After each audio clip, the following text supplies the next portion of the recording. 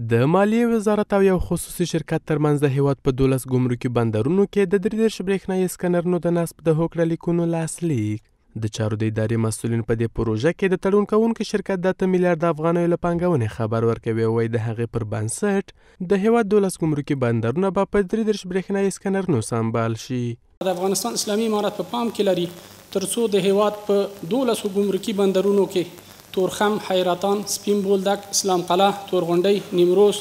خوست، آقینه، ابو نصر، فراه او شیرخان بندر کې د سکنرونو د تجهیزات او زیربناو جوړولو او د هیواد په ځمکني او هوایي بندرونو کې د لاسي بکسونو د نورو توکو د سکن کولو لپاره د اړتیا وړ 3D سپای سکنرونه پروژه پلې کړې.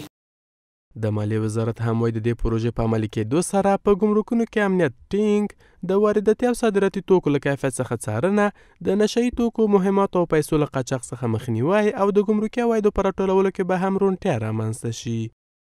هغه کم اموال چې و افغانستان ته راواردیږي او یا هم له افغانستان څخه صادریږي نو د دې به سکن سي پر طلب اوسي چې کوم تجار او کوم کس افغانستان ته ډېر رښتینی کس دی. له دې سره د تړون کوونکي شرکت مسؤلین ډاډ ورکوي چې د نویو سکنرونو په نصب سره خلکو ته به معیاري چوپړتیاوې برابرې شي.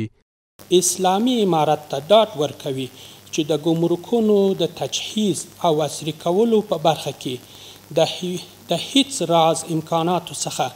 ډډه ونه کړي او د افغانستان د خلکو سره یو ځای